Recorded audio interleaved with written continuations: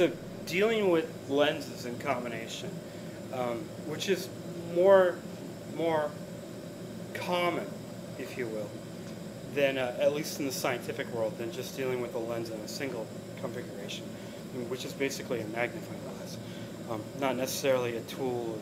I mean, it certainly is, especially when you're dealing with large objects. You use a magnifying glass, but more appropriately, when we're looking at things, we tend to use things like microscopes, or if we're looking into space, we tend to use a telescope.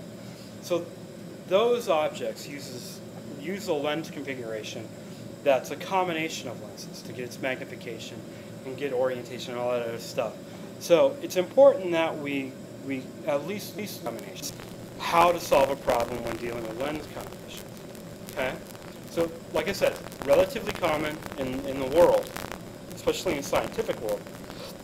I mean, definitely not more common than a magnifying glass, but a magnifying glass isn't really a powerful scientific tool. In biology, maybe, but it'd be hard-pressed for a biologist to tell me that more is learned by using a magnifying glass compared to a microscope. Okay, so anyway, lens combination. So let's say an item over here, an object. And that object, I want to magnify it. Run it through some light. And I want to determine what the magnification of that object to be.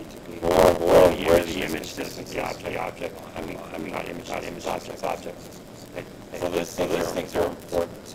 Okay. So what I'm doing to solve the lens combination is one system at a time.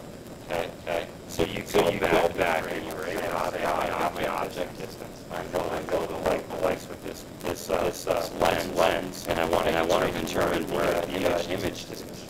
What's that saying? We're at equals over object plus 1 over n. And you just simply solve the image distance. So whatever that ends up being, that image distance is located somewhere in between this region and it's certainly possible that the image materialize on the other side of the lens. Okay. But more than likely, it's going to end up here, between the two lenses. But we'll talk about both situations, and we'll talk about both situations. Okay, so for the first, where the more common situation, where the image between this lens and that lens. Okay, so my image lies somewhere in between in between these two lenses. So here is my image. Okay. Well, what you do at that point is just simply say that here to that lens is my new object. So this distance right here, where my image materializes over here, so here's my image, this becomes my object. So the image plus the object is going to give me my total length here. Now that holds true even if it ends up over here.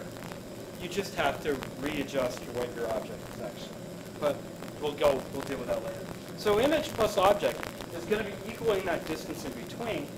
It's going to be treat that image, whatever it is, as our new object, and go back and recalculate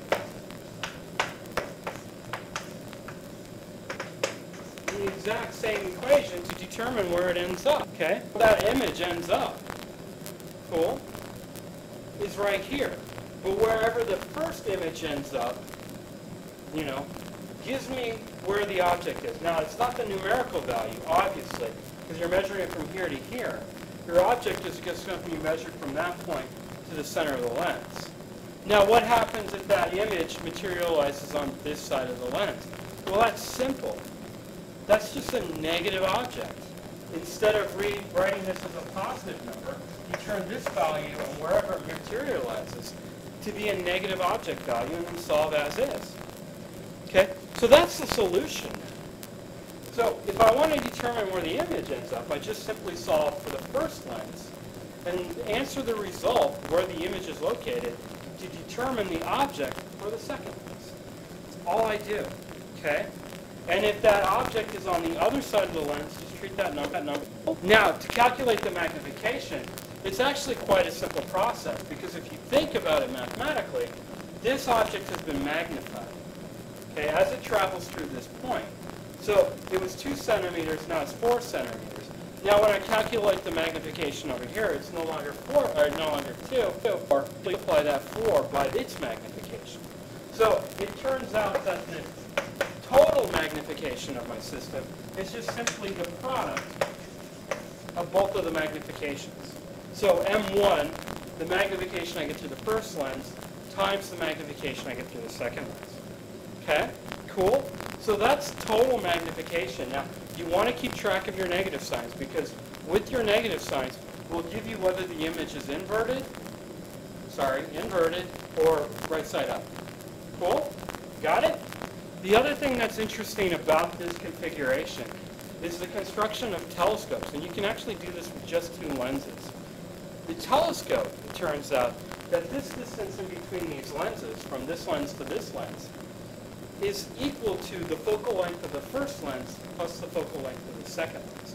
So the spacing between the 2 major lenses of your telescope, the one here and the one in your eyepiece, has to be equal to the addition of both of those focal lengths. Okay? That's how it tells telescope. You take your television, zoom it in, and you're getting it to focus. You get that focus in that lens, or you have it set up. So that is lens combination.